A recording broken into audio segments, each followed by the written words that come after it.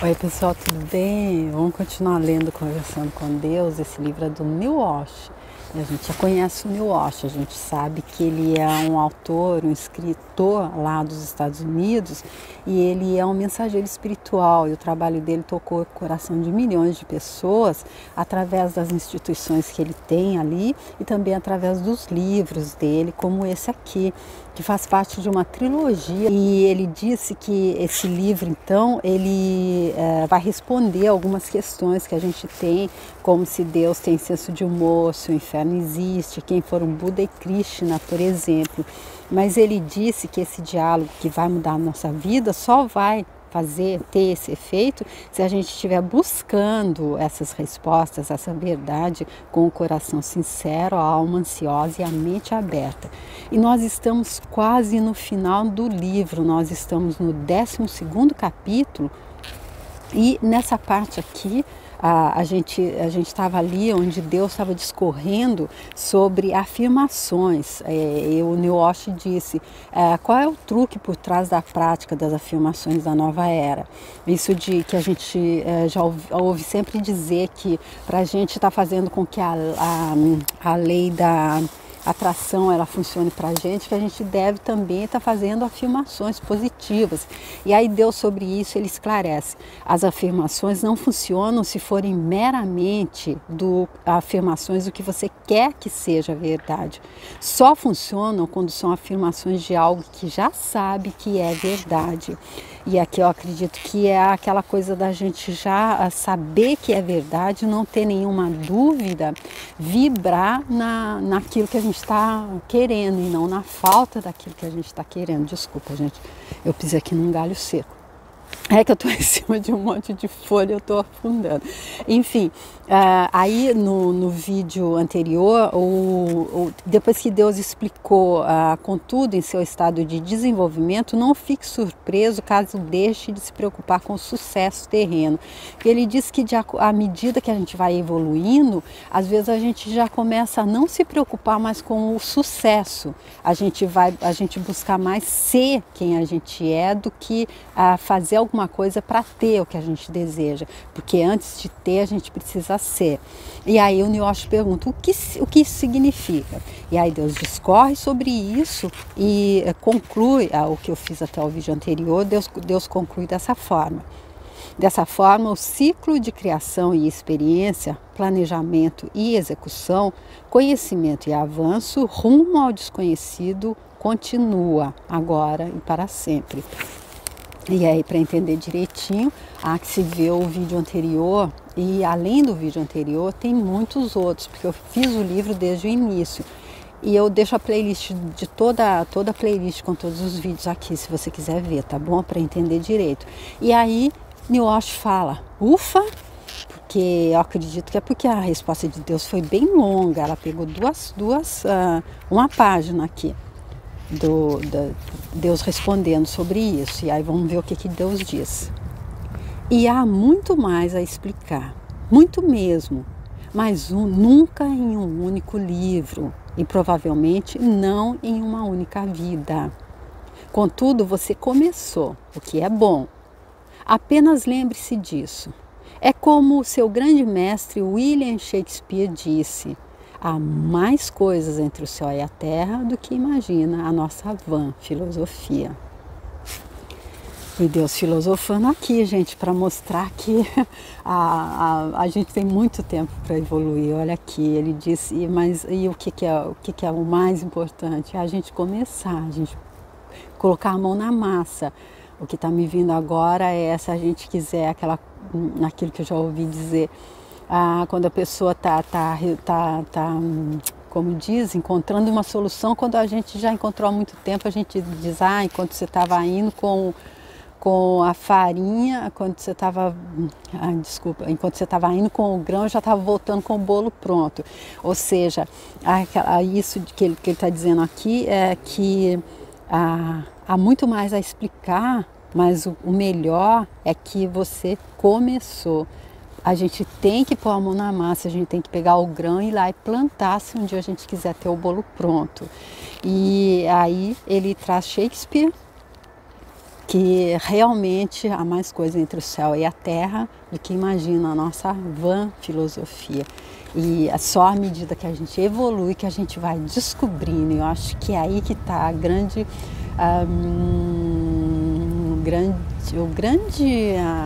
excitação de estar vivo, não é? De estar avançando cada dia mais e descobrindo cada dia mais. E, especialmente quando a gente entende que a gente só está aqui realmente para descobrir quem a gente é, para relembrar quem a gente é, já que nós estamos sob o véu do esquecimento. E como Deus disse, isso tudo para que a gente tenha bastante mérito, digamos, entre aspas, de estar sabendo quem a gente é, apesar de estar nessa experiência entre luz e sombras. E aí Neil Walsh diz: posso lhe fazer algumas perguntas a esse respeito? Como, por exemplo, quando o Senhor diz que a mente me acompanha após a morte, isso significa que a minha personalidade, essa palavra entre aspas, me acompanha? Após a morte eu saberei quem era? Perguntas super interessantes, né? Para a gente que pensa que talvez depois de morto a gente vai se perder, a gente perde a nossa personalidade, a gente não vai mais saber quem a gente é, né? Ver o que Deus responde. Sim, e quem sempre foi. Tudo ficará claro para você, porque então será bom saber, neste momento, não é? Peraí, acho que eu li errado. Tudo ficará claro para você, porque então será bom saber. Neste momento, não é. Neste momento, não é. Ah, tá. Bora lá, ler ele direitinho, então. Ele pergunta, então, após a morte eu saberei quem era? E Deus responde, sim, e quem sempre foi. Então a gente vai saber quem a gente era e quem a gente sempre foi. Várias idas e vindas. Outro dia eu estava vendo um vídeo que fala das muitas encarnações de Chico Xavier. Não sei se é certo, não sei se está certo, mas só para dar uma ilustrada, que todos nós não nascemos. E eu acredito que todo mundo que me acompanha aqui sabe que eu acredito em reencarnação e também deve acreditar, porque senão eu não estaria aqui. Especialmente porque toda a minha família que não acredita não vê os meus vídeos, então eu sei, quem vê é porque acredita. E aí então eu sei, e quem acredita em reencarnação sabe que não começou essa existência dessa vez que saiu do ventre dessa mãe, dessa vida, mas sim muito anteriormente. Então por isso Deus dizendo aqui, sim, você sabe quem você era e quem sempre foi, desde o início ali. Tudo ficará claro para você, porque então será bom saber nesse momento, após a morte. E ele diz, nesse momento agora que a gente está vivendo, não é. Porque eu acredito que nesse momento a gente tem que estar mais focado em quem a gente é agora. Agora eu tenho que evoluir enquanto Elsa agora. E não se eu fui, sei lá, quem eu fui no passado, eu ficar pensando em quem eu fui no passado e esquecer de viver essa existência. Acredito que é isso que Deus está explicando aqui.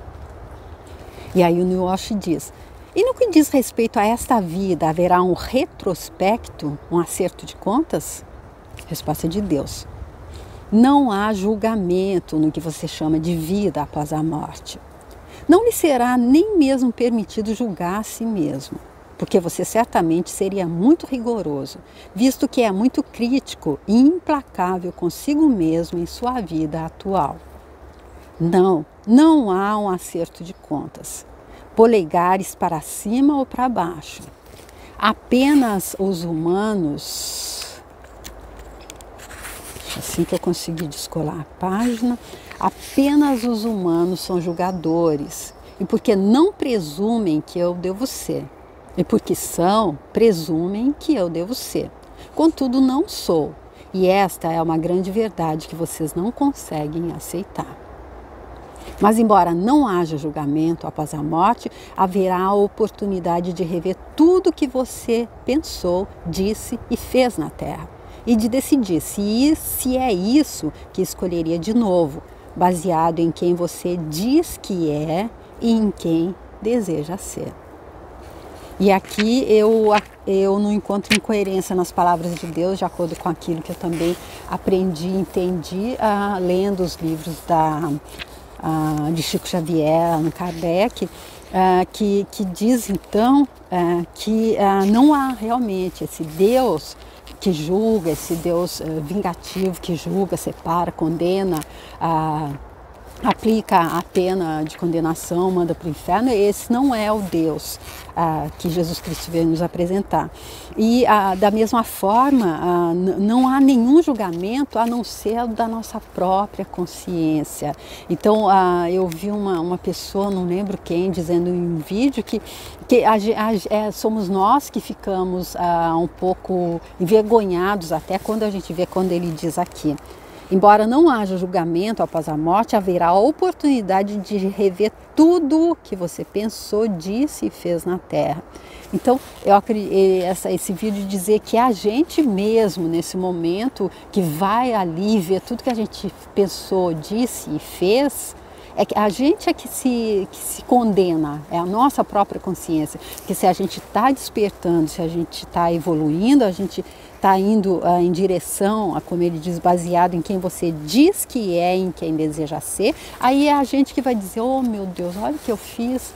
Mas não que Deus, que alguém vá nos julgar: olha, você fez isso, agora você vai ter que fazer isso, vai ter que pagar. Não, é a gente mesmo, é a gente planeja: então agora eu vou voltar e vou fazer isso. Acredito que seja assim. Aí então o New Wash faz uma pergunta super longa aqui. Há uma doutrina mística oriental chamada Cama Louca. Segundo essa doutrina, no momento da morte, as pessoas têm a oportunidade de experimentar todos os pensamentos que tiveram, todas as palavras que falaram e todos os atos que realizaram. Não do ponto de observação delas, mas do ponto de observação das outras pessoas envolvidas. Em outras palavras, nós já sabemos o que nossos pensamentos, nossas palavras e nossos atos nos fizeram sentir. Então temos a experiência de sentir o que as outras pessoas sentiram nesses momentos. E é assim que decidimos se pensaremos, diremos ou faremos essas coisas de novo. Algum comentário? Mais uma vez, bate com aquilo que eu entendo. Eu acredito que aquilo, como eu costumo dizer, aquela taça de fel que a gente ofereceu, se a gente fez alguma coisa que magoou, que prejudicou alguém, a gente sorve, a gente sente o gosto. Porque é só se colocando nas sandálias do outro que a gente vai entender o que aquilo que a gente fez em relação a ele provocou nele, não é? Aí vamos ver o que Deus diz. O que ocorre em sua vida futura é muito extraordinário para ser descrito aqui em termos que você poderia compreender. Porque a experiência ocorre em outra dimensão e não pode ser descrita por meios tão limitados como as palavras. Basta dizer que você terá a oportunidade de rever sua vida atual sem aflição, sem medo ou julgamento, com o objetivo de decidir como se sente em relação à sua experiência e para onde deseja ir a partir daí. Muitos de vocês decidirão voltar a esse mundo de densidade e relatividade para ter outra chance de experimentar as decisões que tomaram e as escolhas que fizeram em relação ao seu eu nesse nível. Outros, um grupo seleto, voltarão com uma missão diferente. Cumprir o objetivo da alma, de trazer à luz outras pessoas na densidade e na matéria, de trazer à luz outras pessoas na densidade e na matéria. Sempre há na Terra aqueles entre vocês que fizeram essa escolha. Você pode reconhecê-los imediatamente. Seu trabalho terminou. Eles voltaram à Terra apenas para ajudar os outros, ou seja, o trabalho deles terminou, eles voltaram à Terra apenas para ajudar outros. Essa é a alegria, a glorificação deles. Eles só querem ser úteis. Você não pode deixar de ver essas pessoas. Estão em toda parte. Há mais delas do que você imagina. As chances são de que conheça alguma ou tenha ouvido falar de alguma. Aqui, então, ele dizendo que muitas pessoas resolvem vir à Terra. Eu acredito que aqui pode ser a minha forma de ver apenas, que ele esteja falando de pessoas com missões grandiosas, assim como, por exemplo, Chico Xavier, que eu gosto tanto. Que é o trabalho dele, não precisava mais estar se reencarnando aqui, ou como no livro que eu estou fazendo agora, Renúncia, psicografado pelo Emmanuel e psicografado pelo Chico Xavier, ditado pelo Emmanuel, que conta exatamente a história da Alcione, que já estava ali naquele lugar, naquele sistema solar de 3 sóis, onde um brilho, quando ela voltou para a crosta terrena, ela teve que se apagar, entre aspas, digamos, para que ela pudesse ser vista pela pessoa com quem ela veio conversar, e ela pediu autorização para se reencarnar. Então aqui não precisa mais, e eu até fiz ali uma alusão pela forma que eu me entendia, como se a gente já tivesse chegado ao ponto de poder morar em um chateau, em um, como que chama? Ai meu Deus, castelo, em um castelo com tudo, todo o conforto que a gente pode imaginar nessa realidade, e a gente resolve ir morar embaixo da ponte para ajudar uma pessoa ou várias pessoas, no caso, igual o exemplo dela, a também poder um dia chegar a morar no castelo. E aí ele diz, você não pode deixar de ver essas pessoas, estão em toda parte.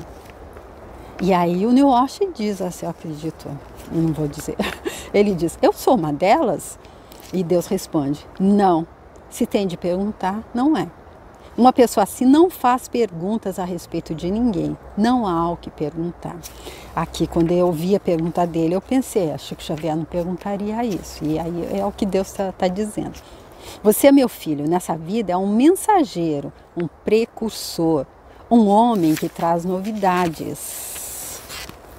Busca e frequentemente revela a verdade. Isso é suficiente para uma vida. Seja feliz. Aí Neil Walsh diz, eu sou, mas sempre posso esperar mais. Então ele dizendo, eu sou feliz, mas sempre posso esperar mais. Não há nada, tá ótimo, mas pode melhorar, sempre. Deus diz, sim, e sempre esperará. Está em sua natureza. É a natureza divina tentar sempre ser mais. Então tente sim, por todos os meios. Agora, eu quero responder definitivamente à pergunta com que você começou esta parte da nossa conversa. Vá em frente e faça o que realmente adora fazer. Não faça outra coisa. Você tem muito pouco tempo. Como pode pensar em desperdiçar 1 minuto fazendo o que não gosta para ganhar a vida? Que tipo de vida é essa? Não é uma vida, é a morte. Se você disser, mas há outras pessoas que dependem de mim, pequenas bocas para alimentar, uma esposa que está me observando, eu responderei, se você insiste em que sua vida é o seu corpo, é o que o seu corpo está fazendo, não entende porque foi para o seu planeta. Pelo menos faça algo que o agrade e mostre quem você é. Lendo de novo então, eu responderei. Se você insiste em que sua vida é o que o seu corpo está fazendo, não entende por que foi para o seu planeta. Pelo menos faça algo que o agrade e mostre quem você é. Então aqui o que eu entendi é que se a gente se identifica ao corpo e acredita que a vida de acordo com o que ele está dizendo aqui, é o que o nosso corpo está fazendo, a gente não entende porque é que a gente veio se reencarnar aqui, que como ele já explicou muito no decorrer do livro, é apenas para se lembrar quem a gente é e que não é o corpo físico, nós somos seres espirituais habitando um corpo físico. Então, pelo menos pode parar de ressentir-se e ter raiva daqueles que imaginam que estão sendo um obstáculo à sua felicidade. O que seu corpo faz não deve ser desprezado. É importante, mas não do modo que você pensa. Os atos do corpo devem ser reflexos de um modo de ser, não tentativas de ser de um determinado modo. Na verdadeira ordem dos fatos, as pessoas não fazem algo para ser felizes, são felizes e por isso fazem algo. Não fazem algo para ser compassivas, são compassivas e por isso agem de um determinado modo. A decisão da alma precede o ato do corpo em uma pessoa muito consciente. Apenas uma pessoa inconsciente tenta ser de um determinado modo por meio de algo que o corpo está fazendo. Ou seja, aquilo que ele disse ali também nas páginas anteriores, que para a gente conseguir fazer essa, porque a gente primeiro pensa, sente, depois sente, pensa, fala e faz. Ele diz que, então, para que a gente possa conseguir estar crescendo, a gente tem que reverter esse processo, fazer, falar e depois pensar. Então ele dá o exemplo daquela pessoa que passa a ter um mendigo pedindo esmola e ele pensa, eu vou dar, mas vou ficar, não tenho, só tenho 10, como que eu vou dar 5, não tenho trocado alguma coisa assim, e acaba passando e não dando nada. Então eu acredito que novamente ele está falando isso aqui de uma outra forma. A gente deve, então, não fazer algo para ser compassivo, e sim ser compassivo. As pessoas não fazem algo para ser compassivas, são compassivas e por isso agem de um determinado modo. Então precisa primeiro ser para depois fazer, para depois ter. Isso é o que significa a afirmação. Sua vida não é o que seu corpo está fazendo. Contudo, é verdade que o que o seu corpo está fazendo é um reflexo do que a sua vida é. Essa é uma outra dicotomia divina. Mas saiba disso se não entender mais nada. Você tem direito à felicidade, com ou sem filhos, com ou sem esposa. Procure-a, encontre-a e terá uma família feliz. Não importa quanto dinheiro ganhe ou deixe de ganhar. E se eles não forem felizes, o deixarão. Por isso, libere-os com amor para procurar a felicidade deles. Se por outro lado você tiver evoluído até o ponto em que os assuntos do corpo não mais o preocupam, então está ainda mais livre para procurar sua felicidade, assim na terra como no céu. Deus diz que é bom ser feliz sim, até mesmo em seu trabalho. Sua vida profissional é uma afirmação de quem você é. Se não for, então por que está fazendo o que faz? Imagina que tem que fazer? Você não tem de fazer coisa alguma. Se o homem que sustenta a sua família a todo custo, até mesmo da sua própria felicidade, é quem você é, então ame seu trabalho, porque está facilitando a criação de uma afirmação realista do seu eu. Se a mulher que tem um emprego que detesta para cumprir o que considera suas responsabilidades é quem você é, então ame seu trabalho, porque confirma a sua autoimagem, o conceito do seu eu. Todos podem amar tudo quando compreendem o que estão fazendo e por quê. Ninguém faz o que não quer. É assim que Deus conclui esse 12º capítulo. Então, acredito que resumindo o que eu entendi, é porque ele estava falando aqui de ter satisfação profissional e quando ele disse ali, eu não posso então tá buscando fazer aquilo que me dá prazer, se eu não tenho certeza que isso vai me capacitar, tá? Então colocando pão ali na mesa dos meus filhos, mantendo a minha mulher satisfeita, então, porque se eu não prover ali para todos, como é que eles vão fazer? E aí Deus dizendo que então o importante é a gente fazer aquilo que a gente ama, a gente está buscando ser primeiro, depois fazer para poder fazer e ter, porque assim a gente vai conseguir a gente vai conseguir então ter tudo aquilo que a gente está buscando, se a gente é aquilo que a gente verdadeiramente está buscando ser.